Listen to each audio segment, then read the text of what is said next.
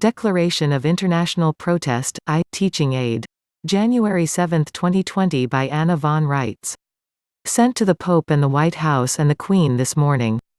We are sending this to you today as both notice of the situation, and it is being included and incorporated as part of our Declaration of International Protest -1 as an educational aid, to make sure that you fully and completely grasp the fact that the missing American government was only a subcontractor, not the actual government, and that our actual government is still here, still functioning, and still holding the Holy See to account as our trustee in global jurisdiction. We also bring this to your attention so that you are fully aware that no acceptance by Phil Hudok and his friends can be misconstrued as any acceptance of the award offered to him, and that he does not act nor speak for all Americans and is not authorized to settle any part of our estates, either jointly or severally. Blank, still not getting it? Your older brother owes you $10 bucks. He's broke. He goes into your room on the sly, opens up your piggy bank, filches $10 bucks, then gives this to you as payment of his debt to you. That is what is happening with Phil Hudok's arbitration award. They are proposing to pay you back, using your own assets to do it. The federal government is operated via two foreign corporations, a Scottish Mercantile Corporation (USA) and a Papist Commercial Corporation (US). The money this federal government has and which it spends with respect to us, is all credit issued to them by banks, and that credit is secured against our assets. These corporations spend none of their own profits on us.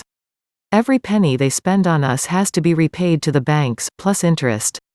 As a result, when Phil gets an award from the feds, they are paying him with credit that is secured against his assets, and yours. He is putting himself and the rest of us further in debt. And the federal government, these endlessly venal corporations, are trying to count this as repaying their debt to Phil Hudok. The rest of us are saying, in a pig's eye, to that. Not only that, the federal government's offer includes having Phil agree to calling himself a natural person. Under probate law, natural person means corpse. And we are all under probate law, because part of our government, albeit only a subcontractor, is missing, and the rats have used this as an excuse to pretend that our country is adrift in international waters and subject to salvage operations. The Pope, meanwhile, has moved to probate our estates as property belonging to missing persons. So, when Phil innocently admits to being a natural person as part of the conditions of receiving his award, he agrees to be considered a corpse and gives up all his property rights to the land and soil of this country, and also any guarantees owed to him under the actual constitutions.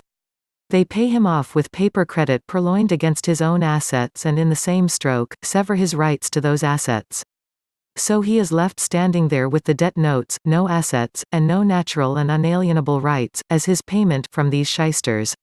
And Phil and Richard S. and their buddies are cavorting around and claiming this as a great victory, and everyone should get on board and do it. The rest of us see it as yet another con game. We also see it as more debt being shoveled off onto us and onto our assets. And yet another attempt to justify the creation of infant decedent estates in the name of American babies. Now, we can't be sure if Phil is just innocent and gullible and making a mistake, or if he knowingly and willingly went over to the other side of this issue and is purposefully trying to mislead people.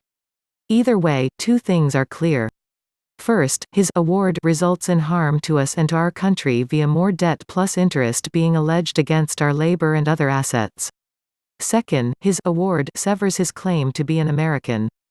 By accepting its conditions, he agrees to being treated as an infant decedent, a corpse, for purposes of probating our joint estate, meaning our country and everything in it.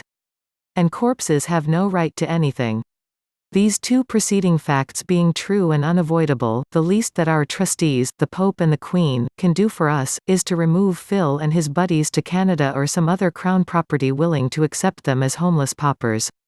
After all, they have harmed us by further indebting us, though it is at issue, and they have severed their claim to being Americans by accepting this award. Why should they remain on our shores and still benefit from our hospitality? Help support this work by visiting www.annavonreitz.com and look for the donate button. Thank you. Links to this article and more can be found in the video description box.